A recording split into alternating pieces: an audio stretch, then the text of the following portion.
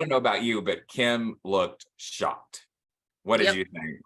Yeah, she did look shocked. She Yeah, looked super which in shocked. my mind, I'm like, you got this. You got Yep. this.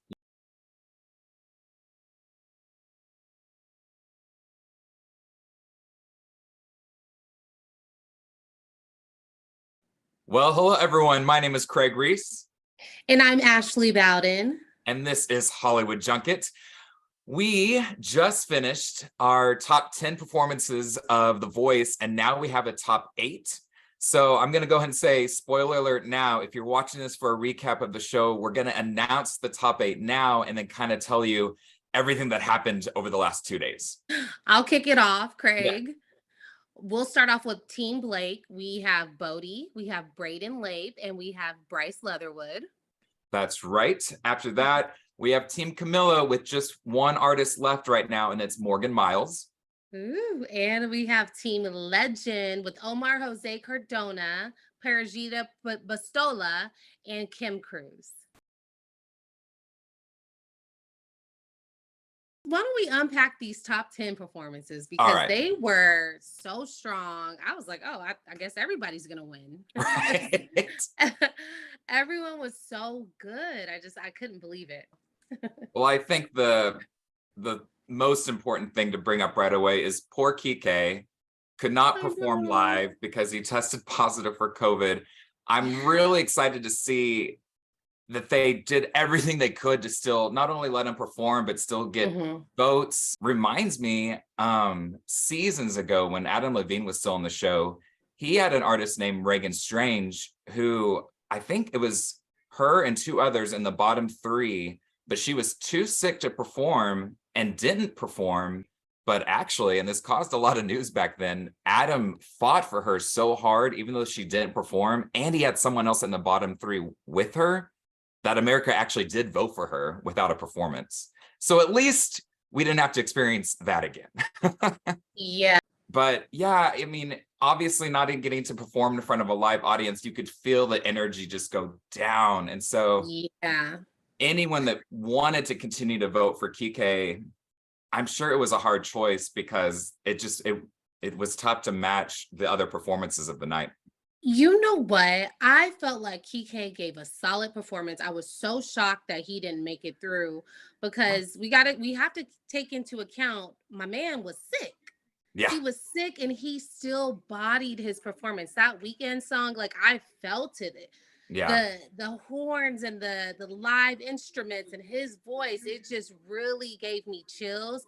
And I even felt it from his little box that he performed from. So I was extremely shocked that he did not make it through.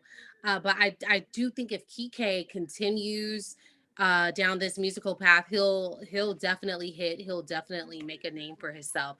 What were other standout performances for you, Ashley? I'm gonna say Justin was strong, of course. Justin is just like he's the comeback kid. I think he's really the comeback kid of this season. And he makes me, not only his voice is his voice wonderful, but just his spirit, his disposition makes me so happy. Seeing him perform makes me so happy. You can feel his happiness and his joy. So I always love Justin. He has that likability factor. And I think that now we're in the top 10, going into the top 8. That's gonna be really what separates good from great, because all of them are good. Yes. So now we got to add in that extra element. I think it's going to be that likability that's going to really connect the contestant to the audience. And I think Justin has that. I definitely agree. I think it's super important now, more than ever, for these artists to show their personality, to show their genuine sides. This is the time when Voice fans have only been voting maybe for their team, and now it's starting that time where they're going to have to start picking favorites from other teams, and we're getting down to like our finals. I mean, next week is semifinals, then after that is the finals. So now that he is the only one left on Team Gwen, hopefully there'll be maybe Team Blake or Team Legend fans that will step over that aisle and vote, for Justin, who definitely, I think, deserves to move on for sure. Yeah, who stood out to you in the top 10 performances? Oh, definitely Bowden. Oh, yes. That song, the performance, like all the violin people also in all white with white wigs. Like that was a show, and his voice was just insane. And sometimes Blake likes to over exaggerate. And one of the things he said was, I think this might be one of the greatest performances ever on the show. But as far as I've seen, yes, like that will stand out in my mind as one of my favorites for a very long time. I just thought it was stunning. So good. The whole performance. And you know what I noticed? Beyonce, I talk about Beyonce a lot because she's my favorite. But I noticed those performances that gives the audience so much to look at one time. That's what sticks in our mind. Like we need all of those visual elements just to help us, I mean, we can lock in on the talent, but it really does set certain performances apart from others. So I think Bodhi's performance was awesome. I agree with you 100%. I wanted to bring up the fact that John brought up Kim Cruise's lack of confidence. What were your thoughts on that? I don't think he was wrong. We've known her to have this outstanding voice from day one, but the personality and the confidence behind that voice doesn't seem to be there. I don't know if that's normally her or if she's letting like the show get to her. What about your thoughts? Yeah, I think that, again, what we just talked about as far as the personality and showing who you are as a person, I think we're at that point in the competition. Kim's voice has gotten her this far. Undeniable talent. She's next level. Like we don't see voices like that all the time.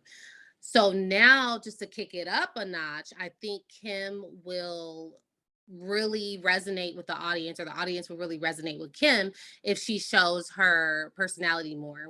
And I've looked at her Instagram, and I've seen there's this one video she has on her Instagram where we know she's an educator, where I don't think it was a student, but a young kid came up to her and asked her, "How did you get your hair so pretty?" And it was the funniest video because Kim responded to her, was like, "Well, I woke up and I put it on my head," basically just like admitting to the little girl that she's wearing a wig. But it was so funny, and it was such a cute, candid moment. And I feel like if we see more of that with Kim, it can really take her likability to the next level. And she's super likable. She's so nice. We had a chance to sit down with her. She's so nice. But I think, like you said, she's letting the show get in her head a little bit. And if I said Bodhi was one of my favorite performances, I think she would have been my second. She took on a Rihanna song and nailed it. It was a standing ovation from all four coaches.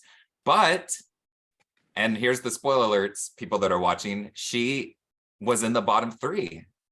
And why? Like we said, everyone is a great singer on this show. I would put her on a level even above a lot of them because I just think she's flawless, and has obviously been doing this for a very long time. So did she end up in the bottom three because America is not seeing her personality?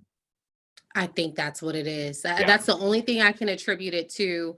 We need to see more of Kim's personality. Yeah. Well, I think we also kind of alluded to this, but Kique made it to the bottom, and so did Rowan Grace from Team Blake. So Ashley, what did you think about the bottom three?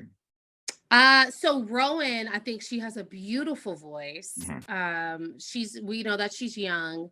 I think that if she continues on her path and on her musical journey, and she continues to train and perform and practice her craft, Rowan will definitely make a name for herself. She has that likability factor. Not only that, but she gives off girl next door vibes. And we like that. We like a girl that we can connect with. Kique, like I said, my man delivered. He delivered a performance. I did not understand that. I didn't think it was fair, but and Kim, like we just said, it's a personality thing. We got to see that personality. And I think that's what the audience is missing with her, because we know she's talented. We just want to know who you are as a person. Agreed. Going back to Rowan, she actually reminds me of a contestant from a few years ago named Allegra Miles. Also, she was young on her time during The Voice. Allegra Yeah. is still just touring the country, posting lots of amazing videos on Instagram. She was on another singing competition show after The Voice. Yeah. And I could easily see that path for Rowan. So yeah, agreed on that. And then you don't have to answer this because I don't even know if I can or not, but I think we both agree that vocally Kim should not be in the bottom three. Are you brave enough to tell me who you think should be or should have been? Ooh, nobody. I think that they're all, and I'm not just saying that to be like, because I'm being a scaredy cat. Yeah. Not at all. I think they're all so talented. Like, I wish all of them could win. So it came down to Kim, Rowan, and Kique. And at the very last second, as they do with every live show on Tuesday, they announced it with like 3 seconds left. Poor Kique in his own little set. They immediately turn it off from him so they can focus on the hug between Kim and Rowan. And I don't know about you, but Kim looked shocked. What did you think? Yeah, she did look shocked. She looked super which shocked. in my mind, I'm like, you got this. You got this. You know? Yeah, it was her against two, I think Rowan's 17 and Kique is 19. So yeah, 2 teenagers, you know? So she was probably thinking the teenagers could vote more than adults. You know, that's a valid thought right there, you know? Right. But you know what was interesting, Craig? Carson asked Kique, what are your thoughts or what do you want to say to your coach? And he made a comment and he said, you know, it was something to the effect of, and I wish I would have wrote it down word for word, but it was something to the effect of basically saying, yeah, when I go with me leaving, or I'm leaving here as a, you know, a kid that, you know, whatever. But he said it almost in a predictive way, like he knew he was leaving. 100% correct. And I like gulped when he said that. I'm like, no, it's not. I was like, did he know, or he just had but you know, we get gut feelings. Maybe he just had a gut feeling. Maybe producers tipped him off. I don't think they would do that, but no. Yeah, I don't think so. Maybe he just had a gut feeling. I think gut feeling, and he was sequestered, you know, like he was alone, you know, so like I could see how he would automatically think I'm out, you know, like America saved Kim. She rejoins Team Legend, and now there's 3 for Team Legend, 3 for Team Blake. Obviously, if Rowan would have won, that would have been 4 original Team Blake people going in the top 8, which means it would have been half of the top 8 all on Team Blake. So I love Rowan, but I'm kind of happy to see someone else from another team, because I didn't personally want half the top 8 to be from Team Blake, and only one with Gwen and one with Camila, you know, like that's not good. And speaking of the balancing of the teams, it's been a hot boy winter. That's so true. Yeah, the guys are killing it, right? Yeah. We only have 3 girls left. We have Perigita, Kim Cruse, and Morgan Miles. Yep. Very weird. I think, you know what? Blake has been doing such a great job. His strategy has been working this season. I think it speaks to his tenure on the show, because he knows what he's doing. Yeah, Craig. So in the first week of the live shows, when the coaches had a save, all of them got rid of their newly stolen artists. I don't know if you remember that. Yeah. But it just seems like it was a bit of a disadvantage for this season, at least, for someone to be a stolen artist, because you know you're gonna get the boot. And just to remind you, Camila kept Eric Hu over Kate. Gwen chose Alyssa Witrato over Kevin Hawkins. And John Legend kept Kim Cruse over Sasha Hurtado. Right. They'd all stolen them. Yeah. But Blake, now here go Big Daddy Blake. He was the only coach who actually did the opposite. He used a different strategy. He kept Rowan Grace, but then he had Bryce Leatherwood go up for the instant, which was a huge risk, but it worked out in his advantage.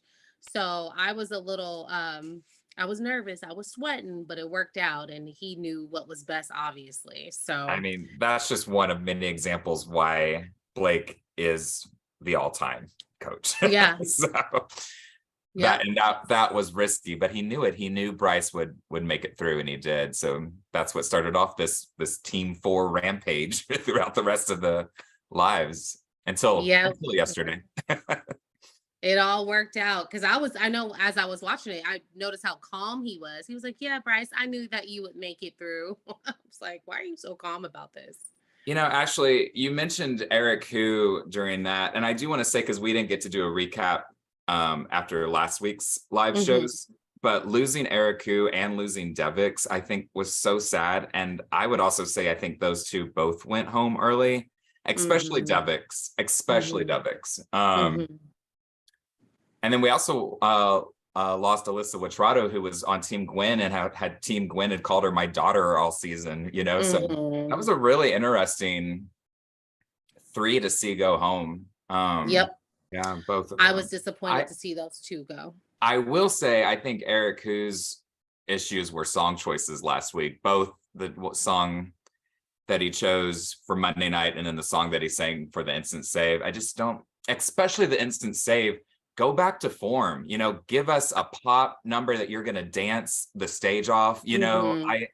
and he did, I think, another ballad. He did The Climb, but I think he did The Climb for instant save. I agree with that 100%, especially for the instant save. That was not a good song. It did not really show off his vocal Yeah. ability at all. So, But song Devix, I don't have an choices, excuse for Devix. I right? I thought he had great song choices, an amazing voice, and it just didn't land last week. Yeah, it So, didn't. He'll make. They'll both create their own lane and oh yeah. kill it. They really will. I believe in both of them. And really, all the talent this season has been so solid. I think if everyone continues on their journey, they'll see some fruit from Camila. She has one person left. She's a new judge, but Blake, he's showing them how it's done. It obviously experience matters. If we Mhm. look at the last season, it was Ariana Grande's first season as a coach. She actually didn't get to take anyone into the finals. She lost her final contestant the week before during the semifinal round, and I had to just sit there and watch other coaches, artists perform. I really hope that doesn't happen for Camilla. I don't think it will, because Morgan is on hers, and I do see Morgan going very far. Oh yeah. So I don't think that will be the case, but very interesting. It'll be very interesting to see if that trend follows next season, because we have 2 new coaches and 2 Mhm. veterans. Essentially, I'd consider Kelly a veteran by now. She's won a couple times. Mhm. So yeah, I hope Morgan advances, and we don't know yet, because next week is the semifinals. We don't know how many people they're going to take to the finals. It could be a top 4, which means they might be losing 4 people next week. Ooh, Yeah, that seems rough, but it that could is be. so rough. Well, Ashley, we got to wrap up this recap with the way we always wrap up these recaps. And who do you think is moving forward to the final? And have you now decided on like a top 2 or top 3 yet? Yes, I have decided on a top 3. It might Okay. shift a little bit, but for now, as of today, my top 3, and I just want to preface it with this, it's not necessarily based on my favorites, but it's just based on who I think the audience in America will vote for. So my top 3 are Bodie, Omar Jose Cardona, and Morgan Mouse, and or Perigita. You see how non-committal I am? I cannot It's commit. okay. What's your top 2 or 3? I've got a top 2, and it's Okay. actually very interesting because these top 2 were the first 2 saved on the Tuesday live announcement show. So I was like, this is interesting. And the top 2 saved were Bodie and Morgan Miles, or the first Ooh. 2. First 2 Mhm. saved are my top 2, Bodie and Morgan. And that's, I Nice. think I'm going to stick with that. I can confidently say I think they're going to be runner up and winner, I think. Yep. I'm gonna take it a step further and I'm gonna announce who I think is gonna win, and it's Bodie. I agree. I have a gut feeling. I have a gut feeling Bodie's gonna take it. He has just been elevating each and every week, and I think he's going to do that until the finale and take it all. I would agree. Yes. Well, Ashley, thank you again so much for joining me. You know I love it, and we will obviously talk next week when we still don't know how many they're going to take into the finale, but you better believe we'll both have opinions on it. We sure will. All we have right now is our top 8. We'll see what happens. Well, everyone, I'm Craig Ries. And I'm Ashley Bowden. And this is Hollywood Junket. Yep, like and subscribe and watch all other videos, and we'll see you later.